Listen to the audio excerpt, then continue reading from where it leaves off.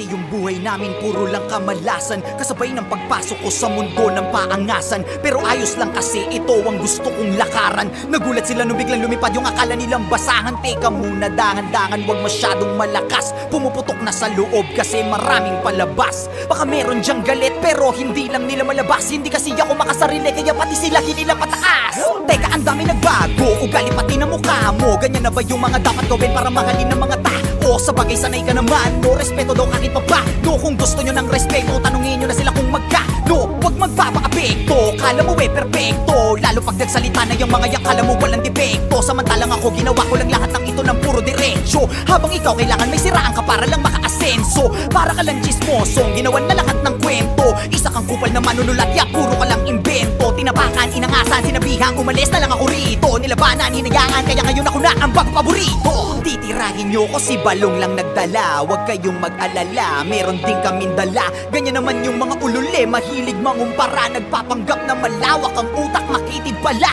Tanga ka, halatang talangka ka talaga. Kung ako'y guro na awa lang, kaya ka nakapasa. Kala mo lang matalim na kulang ka pa sa tasa. Tumitira ng mabilis, naiintindihan ka ba? Simulan ko na to kung paano mamumanat para bumakat sa mga tao. Kaya ko tumira kasi diba tinitira mo ko noong mga panahon na wala akong nakikita sa malayo. Pero di ko tinigilang mga bayo. Ngayon ay naging malinaw na malabo, pero di nyo makikita ang nakatago. Kala mo yun na di pa tapos, mga tira ng dila ko di pa tapon. Nakapila ka di ba, halika ngayon para malaman nila yung kuting sa leon. O siya, sige na, malakas ka na nun. Dapat alam mo na yung panahon, samantalang ako isa na'y mabaon. At alam ko na rin bumalik pa ako. Gusto kong magpahinga sa industriya na parang ang hirap ng huminga.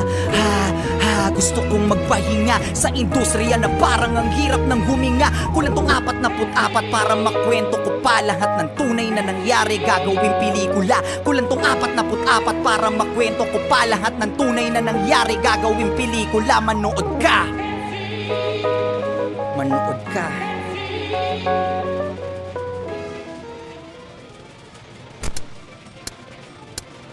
Nawalan ng gana sa hip-hopan, buto matagal nang nalipasan. Mas okay sa kalikasan, puro lang kaginhawaan. Kayo puro na lang pasikatan, gamit ang issue nyong kabilaan. Yan ang nais kong maiwasan, yung na sana kayong pakitaan. Matagal ding di nagluto, sana'y makain ninyo. Malamang sa malamang manghang na naman ng maihain ko. Yung may bahaw, sapaw pa sa mga bagong saing ko. Aking kinamay ang pagsulat, malamang ay panin sa'kin to.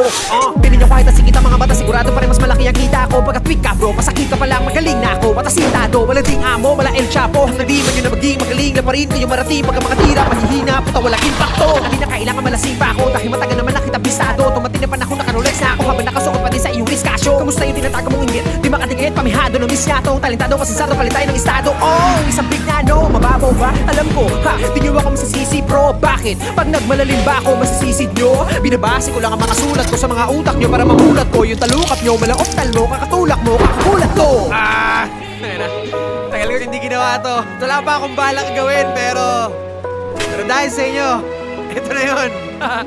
Sige, tuloy natin.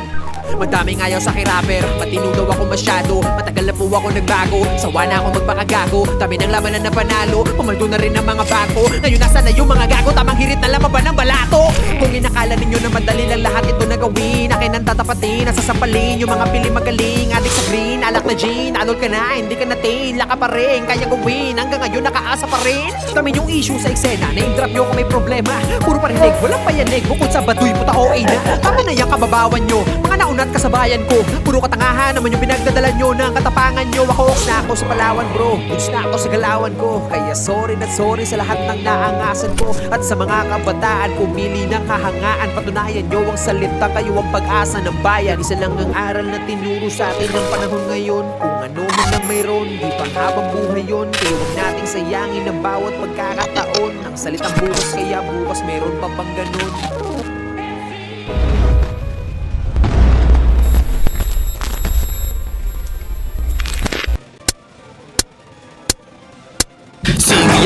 Na para bang tagay ng baso pag-ikot. Yung only get one shot, ang sabi ni Empa wala magpakipo. Tulad ng unang ako'y naparito, paalala mga nakalimot. Dinamit ang hinagi sa gitna ng mga meron na nakapalibot. Hanggang sa huling patak ng tintay, titiyakin na masulit. Mas diniin na mga sulat, papili bahagya mamapunit. Sa kasulukuyan ni ano naman ko mga salita mo naguwit. Ayaga sa makasunod pa na pakina ay makikita pa rin nakaukit. Tagong sa loob, yung natulog, tila na alam pungatan na marinig ko ang beat at mga next beat. Nagmadaling nga isulatan, salamat Black, isa ka sa amin sa mga naging huwarang pati Andrew E, wala na maraming usapan. Salamat sa mga naunang pumatag na ating dinadaanan, sa mga bago na nagpatuloy na sinimulan nilang pinagayaman. Mga old school, new school, pilit yung pinaglalaban ay kakisa ang school. Kayo dong galing mo karing wala kayong pinag-aralan. Tama na yan, ano ba naman? Bakit ba ganyan? Bakit ba ganun? Lagi na lang nagbabangayan, kakita sa ano, kakit pa ron, kakit ilan o kakit pa nun. May mga maoy talagang lakas na manghamon, pero pag sila ang nalamon at pinalagaan, ang daming rason.